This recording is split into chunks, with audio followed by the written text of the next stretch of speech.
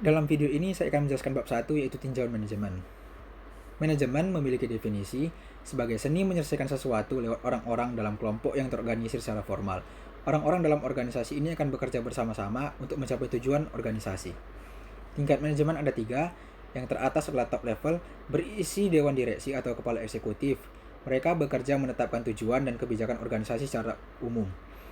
Yang kedua, middle level, berisi manajer cabang dan manajer departemen. Mereka biasanya bekerja menghubungkan top level dan lower level dari manajemen. Lower level adalah tingkat terbawah dari manajemen, beranggotakan supervisor, mandor, dan petugas bagian. Mereka bekerja mengawasi pekerja sehari-hari. Fungsi manajemen ada 5. Yang pertama, perencanaan, yaitu penerapan tata cara dan sarana untuk mencapai tujuan organisasi. Yang kedua, pengorganisasian, yaitu penyentuhan aset-aset perusahaan untuk mencapai tujuan organisasi. Yang ketiga, kepegawaian, berkaitan dengan struktur organisasi dan pemilihan spesialis dalam organisasi. Yang keempat, mengarahkan, berkaitan dengan kepemimpinan, pengawasan, dan motivasi dalam organisasi. Yang kelima, mengontrol, yaitu memastikan semua kegiatan organisasi berjalan secara baik dan mencegah terjadinya kesalahan. Peran manajer ada 3. Yang pertama, interpersonal, yaitu sebagai pemimpin organisasi dan penghubung antar anggota organisasi. Yang kedua, informasi, sebagai pengumpul, penerima, dan penyebar informasi. Yang ketiga, putusan, yaitu sebagai pembuat pilihan. Evolusi pikiran manajemen. Pertama, pendekatan klasik, yang berfokus kepada cara kelola pekerjaan dan organisasi yang lebih efisien. A. Manajemen ilmiah, berfokus kepada efisiensi produktivitas. B. Manajemen administratif, berfokus kepada proses dan prinsip manajemen. C. Manajemen birokrasi, berfokus kepada struktur organisasi yang lebih efisien. Yang kedua, pendekatan perilaku, yaitu faktor-faktor yang mempengaruhi perilaku manusia dalam bekerja. A. Hubungan manusia, sikap manusia atau perilakunya mempengaruhi produktivitasnya. B. Ilmu perilaku, yang memprediksi tentang perilaku-perilaku manusia.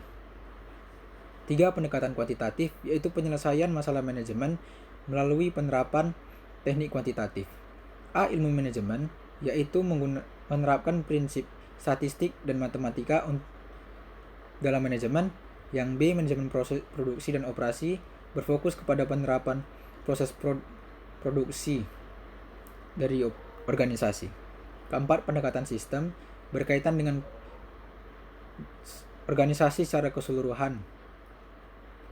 Yang kelima, pendekatan kontingensi, yaitu menerapkan prinsip-prinsip manajemen dalam organisasi. Kontribusi Fayol dan Taylor. Frederick Winslow Taylor dan Henry Fayol dianggap sebagai pendiri atau pencetus teori manajemen. Frederick Winslow Taylor sendiri memiliki teori manajemen ilmiah. Yang pertama, penerapan tugas dan nilai ilmiah. Yang kedua, merencanakan tugas.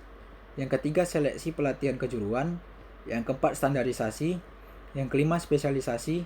Yang keenam, revolusi mental. Henry Fayol memiliki teori 14 prinsip manajemen.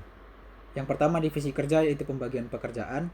Yang kedua, wewenang, yaitu pembagian wewenang dari tingkat manajemen atas ke bawah. Yang ketiga, kedisiplinan dalam pekerjaan.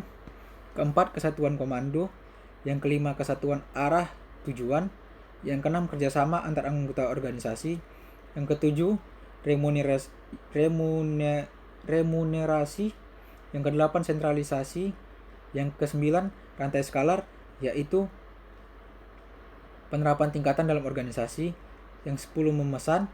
Yang 11, keadilan, yaitu kesetaraan di dalam organisasi. Ke-12, stabilitas kepemilikan, yaitu keamanan pekerjaan dan pendapatan. Yang ke-13, inti kerjasama, yaitu persatuan membutuhkan kerjasama. Ke-14, prakarsa, faktor organisasi dan lingkungan. Yang pertama, jenis organisasi bisnis. A. Kepemilikan tunggal, yaitu organisasi tersebut dimiliki oleh satu orang. B. Kemitraan, Organisasi tersebut dimiliki oleh 2 orang atau lebih. C. Korporasi. Organisasi tersebut dimiliki oleh pemilik saham. Pemilik saham ini akan memilih dewan direksi yang bertujuan untuk menciptakan kebijakan. Yang D. Perusahaan saham gabungan. Pemiliknya adalah pemilik saham. Terdapat jajaran direktur untuk menentukan kebijakan perusahaan atau organisasi.